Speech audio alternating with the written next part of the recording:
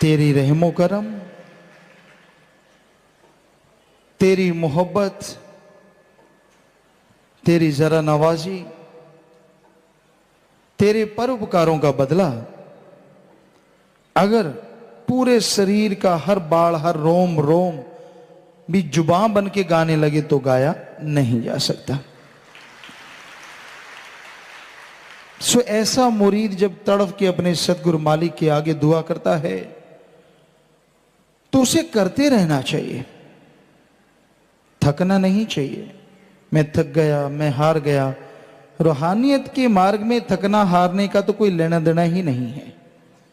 जब आपने गुरमंत्र ले लिया, जब आपके ऊपर अल्लाह मालिक की रहमत हो गई, सत्संगे सुनते हो, तो मन के सामने हथियार डालने का तो सवाल ही पैदा नहीं होता। चाहे ये घटा घनघोर बन के छाए या कुछ और बन के छाए, हमेशा दृढ़ विश्वास रखो कि मेरा सतगुरु मौला दाता रहबर पूरा है, वो दोनों जहां का मालिक है। हे मन दीवाने, तेरे नाक में वो नकेल जरूर डालेगा। और फिर जैसा पीर फकीर कहें उसके अनुसार चलते रहो।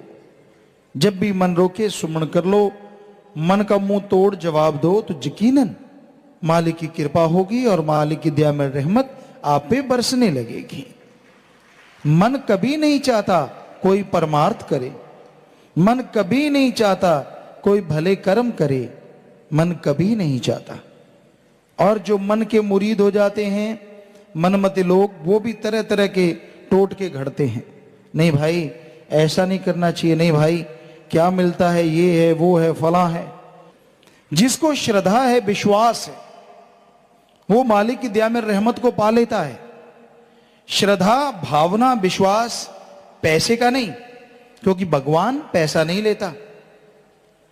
जितने भी धर्मों के लोग आप यहां बैठे हैं, हिंदू मुस्लिम सिख ईसाई सभी धर्मों के लोग रोजाना आते हो, सच सच बताओ क्या आपने कभी ओम अल्लाह वाहिगुरु गॉड को पैसा उठाते देखा है? नहीं देखा। जरा सोचिए, जो मालिक इंसान को बना सकता है, क्या वो इंसान के बनाए कागज के टुकड़े रुपए को नहीं बना सकता? चलो और सोचो, सारे धर्मों में, क्योंकि हमने सारे धर्मों को पढ़ा, सारे धर्मों में ये लिखा है वो कण कण में जर्रे जर्रे में मौजूद है। तो चलो मालिक अगर पैसे का आशिक है तो वो नोट बनाने वाली मशीन के ऊपर ना बैठ जाएगा, वहीं से करारे करारे लेता रहेगा। मेले कुचेले क्यों लेगा? क्या पता आपने कितनी बार थूक लगाया उन नोटों को। तो वो ऐसे क्यों लेगा? वो करारे करारे सीधे नहीं ले लेगा, यहां से बनते हैं वहीं मशीन से, ला भाई ये मेरी गुट्टी है, कोई रोक देगा भगवान को? तो भगवान ने तो क्या लेना है, उसका सच्चा संत पीर फकीर भी कभी मालिक से, मालिक को मांगता है, कभी दुनिया से उसके नाम पे पैसा नहीं लेता। वो कर्म जोगी होता है और ज्ञान जोगी होता है। तो कर्म करके खाओ, ज्ञान जोगी बनो।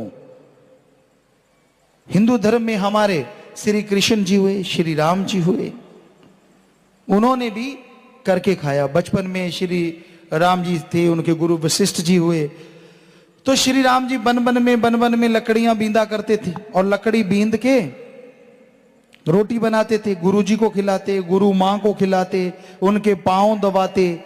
जब वो सो जाते तब श्री राम सोते और सुबह उठ के फिर से पढ़ाई लिखाई और फिर से लकड़ियां बींदना, यानी कर्म जोगी।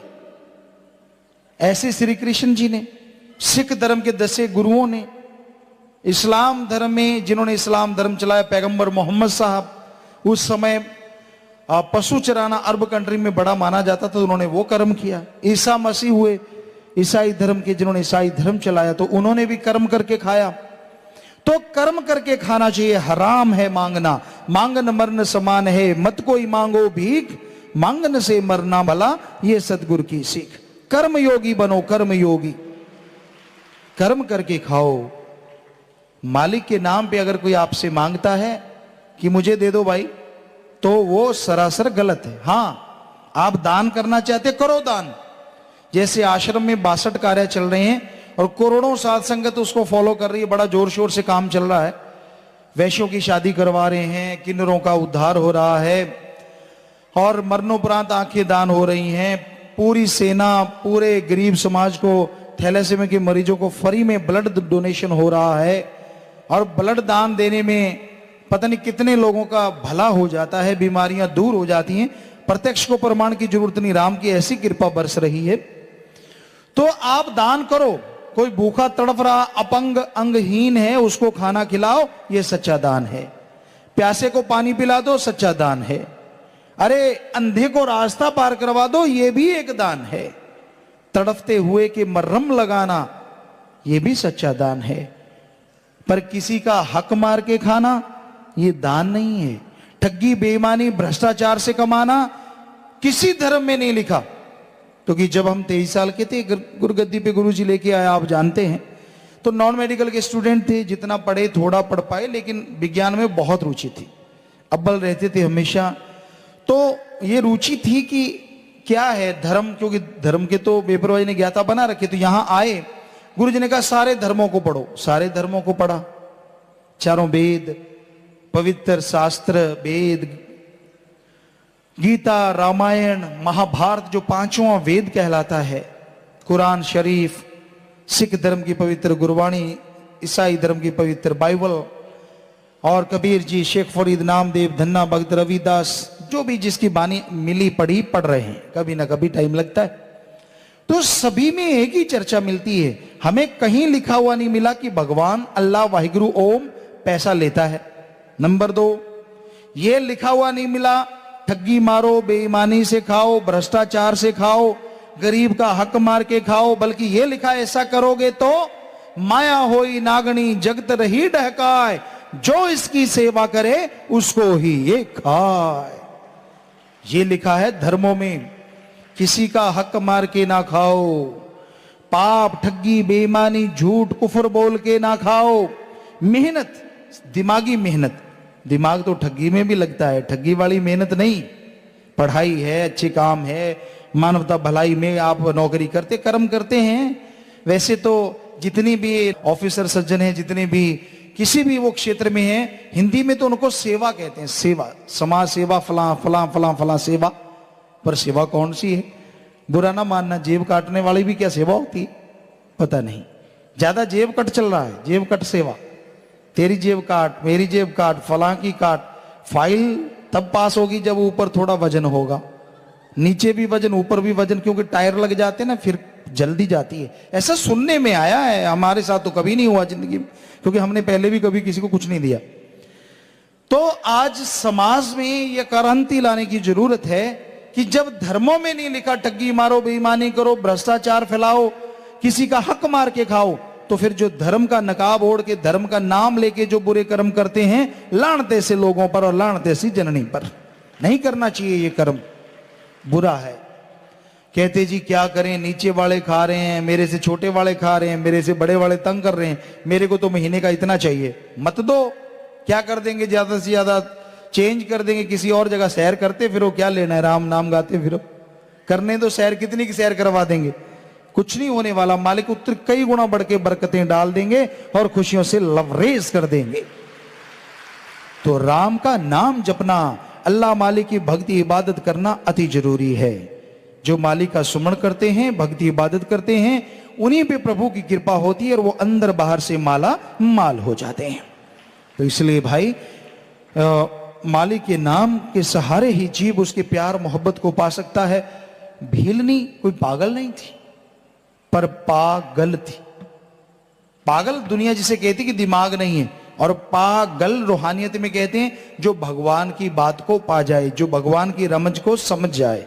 तो वो पागल थी, मालिक को पा गई। और फिर जब श्री राम जी आए तो जूठे बेर भी उसके खा गए। हालांकि लक्ष्मण जी नाक से कोड़ रहे थे कि ये क्या हो रहा है, लेकिन वो क्या जाने कि भगवान और शिष्य का रिश्ता क्या होता है। विदुर ने केला तो फेंक दिया था और छिलका छिलका खिला दिया, और कृष्ण कहने लगे वाह क्या आनंद आ रहा है, वाह। उसके विदुर जी के जो घर से थी उन्होंने, तो विदुर जी आ गए और उन्होंने कहा ओहो ये भगवान क्या कर रही है तू, अरे तू छिलका खिला रही है कृष्ण जी को, और जो गुद्दा है केले का वो तो फेंक रही है। कहने लगी ओहो। तो उसने क्षमा मांगी और गुद्दा खिलाया। कृष्ण जी कहते इसमें वो बात नहीं है जो छिलके में थी, क्योंकि वो तो बात ही कुछ और होती है। जब भक्त और प्रभु का प्यार होता है उसमें नजारा ही कुछ और होता है, मजा ही कुछ और होता है। तो भाई उस मजे को अगर पाना चाहते हो, जितने मर्जी पढ़ लिख जाओ, इससे नहीं मिलेगा। धर्म का नाम है आपका, बहुत अच्छी बात है, लेकिन धर्म को पढ़ो, विचारो, उस पे अमल करो, तो भगवान को इस मृत्यु लोक में साक्षात आप देख पाओगे। इसकी गारंटी हम आपको देते हैं। ना पैसा लगे, ना धर्म छोड़ना पड़े, ना काम धंधा छोड़ना पड़े, ना घर बार छोड़ना पड़े, ना बाल बच्चे, जिस मर्जी काम धंधे में रहते हुए बस बुरे कर्म छोड़ दो, राम का नाम जपना शुरू कर दो। अरे जर्रे जर्रे में, कण कण में राम की मौजूदगी आपको नजर आएगी, जैसे धन्य भक्त को मालिक कण कण में नजर आने लगा। खुद मुख्तियारी, मर्जी का मालिक। 84 लाख जोनियों में जितनी भी जोनियां हैं, सब की सब गुलाम हैं। सिर्फ एक जोनी को छोड़ के बाकी सब अपने किए कर्मों का फल भोगती हैं, या काल चक्कर में फंस के काल के भयानक कर्मों को भोगती रहती हैं।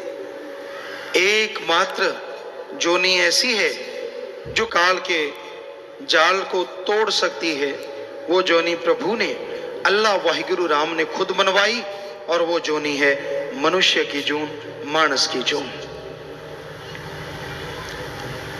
कहते हैं जब सारी जोनियां बन गई तो रूहें वापस नहीं आई, मस्त हो गई। फिर काल ने वचन ले लिया कि जैसे ये मस्त हैं ऐसे ही रहें। तो मालिक की आवाज को ना सुना, तो मालिक ने देखा, वचन तो दे दिए कि अब तो ये आत्माएं कभी काल के भंवर से आजाद होंगी ही नहीं, हमेशा के लिए फंस गई। तो परमपिता परमात्मा ने काल से फिर मनुष्य शरीर बनाया। सारे देवी देवताओं ने इस शरीर को सजदा किया। उन देवी देवताओं ने भगवान से पूछा कि हम इसको सजदा क्यों करें, ये भी तो शरीर है, बाकी भी शरीर है। तो भगवान ने, अल्लाह राम ने तब कहा कि इस शरीर में जो भी आत्मा मृत्युलोक में मेरी भक्ति इबादत करेगी, मेरा नाम जपेगी, उसे मैं मृत्युलोक में दर्श दीदार जरूर दूंगा, और उस आत्मा को आवागमन से आजाद करवा दूंगा। बाकी की जोनियां सब की सब गुलाम, किसी को अधिकार नहीं कि वो राम का नाम ले सके, उस ओंकार की भक्ति इबादत कर सके। सिर्फ मनुष्य जोनी को मालिक ने यह अधिकार दे दिया। तो ये अधिकार मिल गए, सब देवी देवताओं ने सजदा नमस्कार किया। और इस बारे में कबीर साहब जी की वाणी भी पुष्टि करती है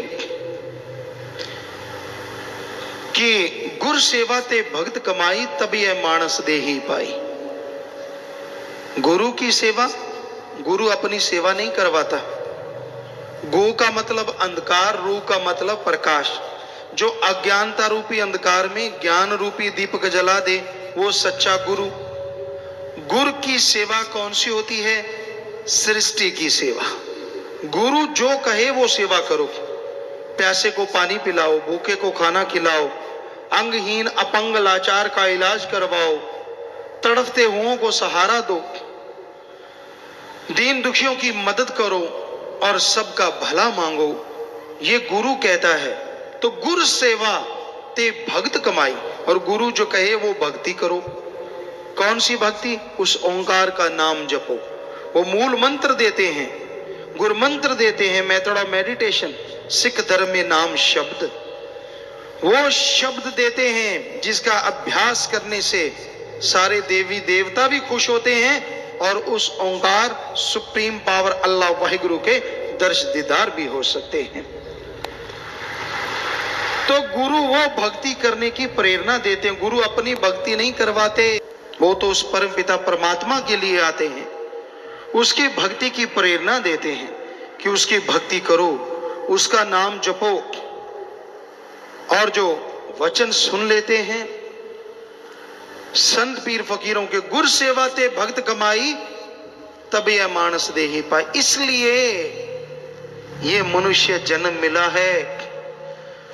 इस देही को सिमरह देव। इस शरीर के लिए देवी देवता सुमरन करते हैं, क्योंकि उनको भी पता है आवागमन से अगर मुक्ति हो सकती है तो मनुष्य के शरीर में आके, चाहे कोई देवी देवता बना फिरता रहे, आवागमन से मोक्ष मुक्ति सिर्फ मनुष्य के शरीर में संभव है। ये धर्मों में, रूहानियत में बताया गया है। तो इस देही को सिमरह देव, सो देही बजहर की सेव, भजो गोविंद भूल मत जाहो, मानस जन्म का ही लाहो। भाई, इस शरीर के लिए देवी देव सुमरन करते हैं, भक्ति करते हैं, इबादत करते हैं कि हे परमात्मा हमें भी मनुष्य शरीर दे। और हे मनुष्य, तू उनको जाप करता है कि तू आके मेरे काज सवार। वो कहते हमें मनुष्य शरीर मिले। वो तो सुमरन करते हैं, तुझे तो ये शरीर मिल गया है, तो इसमें उस मालिक का नाम जपो। भजो गोविंद भूल मत जाहो। गोविंद जो दोनों जहां का मालिक है, वो ओंकार, एक ओंकार, वो अल्लाह का नूरे जलाल, वो सुप्रीम पावर, उसका नाम जपो, भूलो नहीं। वही मुक्ति का दाता है। भजो गोविंद भूल मत जाहो, मानस जन्म का एही लाहो। मनुष्य शरीर का सबसे बड़ा लाभ यही है कि जीते जी गम, चिंता, टेंशन, परेशानी, बीमारियों से आजादी मिल जाए और मरणोपरांत जन्म मरण से मुक्ति मिल जाए। तो ये मालिक के नाम के द्वारा संभव है। ना पैसे से, ना दिखावे से, ना ढोंग पखंड करने से, ना किसी और तरीके से मालिक खुश होता है। जब तक दिल का शीशा साफ नहीं होता, उसकी तस्वीर प्रकट नहीं होती, चाहे जितना मर्जी जोर लगा लो। लोग वाह वाह कहेंगे, वाह जी वाह, वाह जी वाह, लेकिन लोगों की मान बढ़ाई सारी एक तरफ और अल्लाह वाहिगुरु राम एक तरफ। वो इन चीजों में नहीं मिलता। उसको पाने के लिए दिलो दिमाग में से बुराइयां साफ करनी होंगी, अपनी खुदी को मिटाना होगा।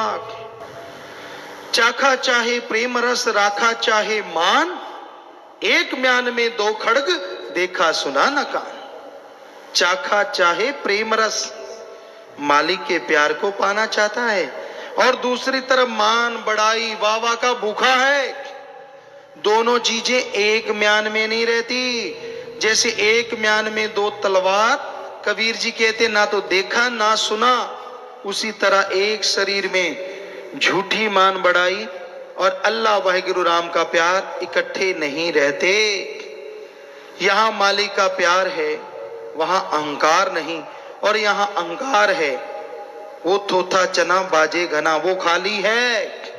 उसके अंदर मालिक का प्यार नहीं, वो कोरा ज्ञान सुनाने वाला है। क्योंकि जिनका हृदय साफ है, जिनके अंदर अहंकार नहीं, खुदी नहीं, उनके अंदर खुदा बसता है। यहां खुदी है, वहां से खुदा कोसों किलोमीटर दूर चला जाता है, सैकड़े किलोमीटर दूर चला जाता है। इसलिए अपने आप को पवित्र बनाओ, मालिक का नाम जपो, उसकी भक्ति इबादत करो। उसके नाम में यह शक्ति समाई है कि आपके अंदर के कचरे को साफ कर दे। जैसे जमींदार भाई हैं, कपास, नरमा, जो भी फसल बोते हैं, अगर सही टाइम पे संभाल करें तो फसल फलती फूलती है। सही पानी हो, खाद, स्प्रे जो भी आप देते हैं, पर उसमें एक चीज और भी जरूरी है, उसमें से घास फूस निकालना भी जरूरी है। जिस जमींदार के खेत में घास फूस ज्यादा बढ़ जाता है और वो आलस करता है, आज नहीं यार कल निकालेंगे, कल नहीं यार परसों निकालेंगे, उसको ये नहीं मालूम कि जो ताकत तेरी नरमे के पौधों ने, कपास के पौधों ने लेनी है, वो तो घास फूस खींचते जा रहे हैं। कहां से फसल फलेगी, कहां से हरा गहरा हरा रंग आएगा, वो तो बेचारे पीले कुमला जाएंगे। अगर कोई सही टाइम पे घास फूस निकालता है और सही टाइम पे फसल की कीड़ों से बीमारियों से रोकथाम करता है तो फसल भी कई गुना वफा करती है। उसी तरह आपके शरीर को भी जरूरत है अंदर से घास फूस निकालने की।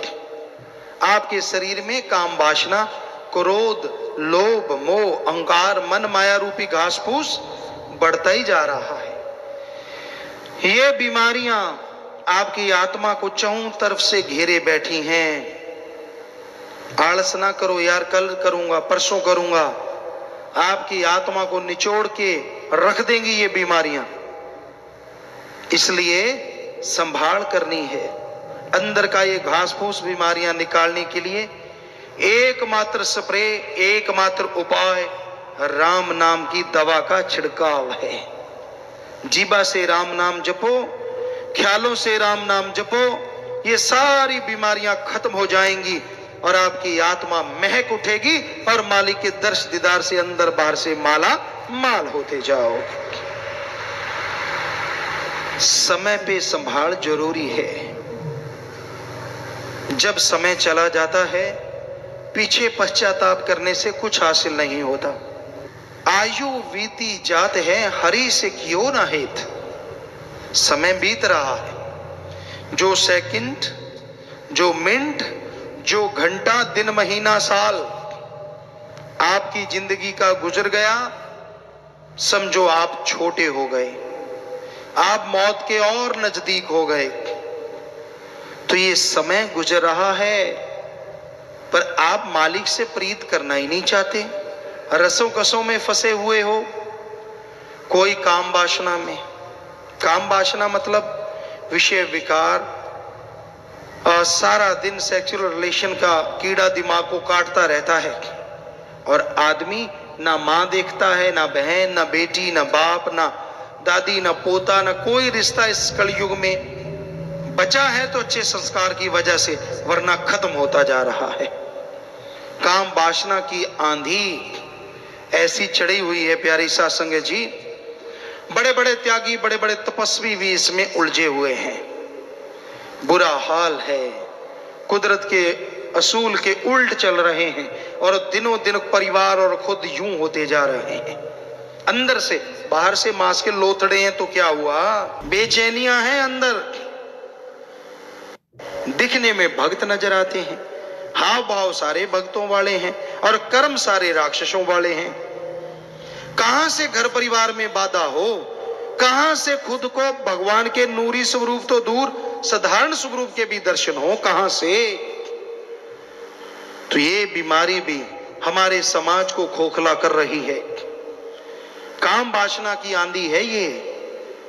पशुओं से इंसान इतना गिर गया है, पशु भी तब विषय विकार में पड़ते हैं जब उन्होंने बच्चा औलाद लेना होता है, कुदरत के नियम को पूरा करना होता है, पर आदमी पशु से गिर गया है, इसको कोई लेना देना नहीं इन चीजों से। तो भाई ये एक बीमारी महाबीमारी बनती जा रही है। कहीं भी देख लो, किधर भी देख लो, इस बीमारी से जब हम निगाह घुमाते हैं कोई कोई बचा नजर आता है, वो भी जिसके अच्छे संस्कार हैं, सतगुरु अल्लाह मालिक से बेहद प्यार है, अदरवाइज था कमरा बंद कर करके सतगुरु के वचनों की धज्जियां उड़ाते हुए ऐसे कर्म करते नजर आते हैं और पल पल उनको भोगना होगा। अगर वो ना चेते, अगर वो ना जागे तो फिर ऐसे चिल्लाएंगे कि दुनिया जागेगी, उनको पता चलेगा ये बीमारी के घर हैं। तो भाई ये चल रहा है। दूसरा मीडिया, इंटरनेट वगैरह है, और लगाया तो वो गया अच्छे के लिए, बच्चों की अच्छी शिक्षा हो, अच्छी पढ़ाई हो, बच्चे उससे नॉलेज लें, बहुत अच्छी बात है, कोई उसमें गलत नहीं है ये चीजें। अगर ये तो स्वस्थ है, बच्चे तो बेचारे ये स्वस्थता उठा रहे हैं, लेकिन उनके जो हेड हैं वो इससे दुरुपयोग में लगे हुए हैं, दिन रात गलत कार्य उसको लगा हुआ है, उसमें सब कुछ गलत चलता है, बुरा चलता है, और उसको देख देख के दिन रात बुराइयों में डूबे हैं, दिन रात अपनी बेड़ी पे बट्टे नहीं डाल रहे, अपनी बेड़ी को फाड़ रहे हैं कि जल्दी से डूब जाए, ज्यादा टाइम क्यों लग रहा है। ये भी एक बीमारी है जो फैलती जा रही है, बढ़ती जा रही है, जो आदमी के दिमाग को मालिक की तरफ नहीं लगने देती बल्कि गलत तरफ। और फिर जब कर्मों की मार पड़ती है फिर चिल्लाते हैं ऐसा क्यों हो रहा है। क्या बताएं, किस किस को कहें। हमाम में सब नंगे हैं। हमाम कहते हैं स्नान घर को, और उसमें कोई कपड़े पाके तो नहाता नहीं। एक आधा कोई बुद्धू होगा जो कपड़े समेत नहा लेता होगा, वरना तो कपड़े उतारने ही पड़ते हैं। तो हमाम में सब नंगे हैं, समझदार को इशारा काफी है। काम वासना से कोई बिरला ही बचा है, सब डंगे हुए हैं। सुमरण करे, मालिक पे दृढ़ विश्वास रखे तो बचाव हो जाए तो हो जाए भाई, वरना तो हम उस मालिक और सतगुरु के अलावा मानते नहीं कोई इससे बच जाए। बुरा हाल है समाज का। फिर है क्रोध। क्रोध कहते थे फलां का गुस्सा नाक पे है, पर आज तो गुस्सा मुंह पे ही आ गया। इतना दूर भी नहीं है, सीधा ही है। किसी को छेड़ के देखो सीधा करंट मारता है। किसी को कुछ कहा ना हो तो भी आ बैल मुझे मार। भाई तू कौन, मैं खाम खा। तुझे कुछ कहा नहीं कहा, तुझे बुरा बोला नहीं बोला, पर लोग इसलिए जलते हैं तूने अच्छा क्यों बोला। आग लगी पड़ी है आग। किसी धर्म में बता दो निंदा करो, किसी को बुरा कहो लिखा हो तो हम सत्संग करना छोड़ देंगे। और बताओ क्या कहें। बड़े बड़े धर्म के नुमाइंदे आए हमारे सामने, हम पूछते हैं उनसे किसने सिखाया है आपको किसी की निंदा करनी, किसी को बुरा कहना। कहां किस ग्रंथ में लिखा है। बनते फिरते हैं धर्म के ठेकेदार नुमाइंदे। अपने आप को सुधार लो, इतना ही काफी है। आज समाज में इतना बुरा हाल है। दूसरों की बुराइयां बिना वजह, अरे मालिक की तलवार ऐसी गिरेगी वो चल जाएगी, पीछे आवाज ही आवाज छोड़ जाएगी। डरो उसकी तलवार से। कोई अच्छा करता है, अच्छा बोलता है, अच्छा कहता है, अच्छे कर्म करवाता है, आपको चिलूने क्यों लड़ते हैं। क्या बीमारी है आपको। कर्म अच्छे करने तो खुद करो, दूसरे को करने से मत रोको। ये कलयुग, ये घड़ा पापों से भरता जा रहा है, खास करके ऐसे लोगों का ही जो दूसरों की निंदा करते हैं, क्योंकि किसी धर्म में लिखा ही नहीं है। गुरु सहवानों के पवित्र गुरबाणी में तो, क्योंकि हमने पढ़ी है पूरी की पूरी, बहुत बार पढ़ी है, इतने पेज भरे हैं पर निंदा के पाप के कि पढ़ पढ़ के आदमी सोचे यार इसको पढ़ के निंदा कर ही नहीं सकता आदमी। पढ़ के देखो, निंदा भली किसी की नाही मनमुख मुग्ध करन, मुंह काले तिन निंदका नरके को और पवन। मनमुख वो गुरु का तो है ही नहीं। गुरु सहबानों की वाणी कह रही है उसके ऊपर गुरु की तो कोई कृपा है ही नहीं जो निंदा करता है। मनमुख है वो, मनमुख। मुग्ध महामूर्ख है। मुग्ध का मतलब मूर्ख, महामूर्ख। मनमुख मुग्ध करन, मुंह काले तिन निंदका नरके को और पवन। या तो कह दो गुरुओं की वाणी झूठी है, जो कि हो नहीं सकता, क्योंकि उनका तो एक एक अक्षर सच था, सच है और सच ही रहेगा। तो फिर क्यों यहां भी नरक पैदा कर रहे हो और आगे भी नरक पैदा कर रहे हो। दोनों जहान में मुंह काला होगा तो होगा ही होगा 100%। सिर्फ क्रोध में आके, सिर्फ किसी की कठपुतली बनके, किसी की उंगलियों के इशारे पे नाचने वाले दूसरों की निंदा किया करते हैं। खुद का दिमाग काम में नहीं करते, पशु बनके। जब और हमने ऋषि मुनि हिंदू धर्म में पढ़ा, हर धर्म में पढ़ा, हर धर्म में मना है पर निंदा महापाप, पर निंदा महापाप, पर निंदा महापाप। तो किसी का बुरा नहीं कहना चाहिए प्यारी सा संगजियो। अपनी अंदर की बुराइयां साफ करनी चाहिए। अंदर की बुराइयां साफ करने में टाइम लगा दो, वही बड़ी बात है। किसी की बुराइयां गाते हो, वो बुराइयां आपके अंदर आ जाती हैं। इसलिए किसी दूसरे को देख के जला भुना ना करो, ऐसे क्रोध ना किया करो। फिर है लोभ लालच। ये लोभ लालच ही तो सब कुछ करवाता है। लोभ है सर्व पाप का बाप। यहां लोभ लालच आ गया, बाकी के पाप अपने आप जुड़ते चले जाते हैं, अपने आप बनते चले जाते हैं। तो लोभ लालच बुरी बला है। इससे बेटा बाप को मारता है, भाई भाई में दुश्मनी पैदा हो जाती है। वो भाई जिनकी रगों में एक जैसा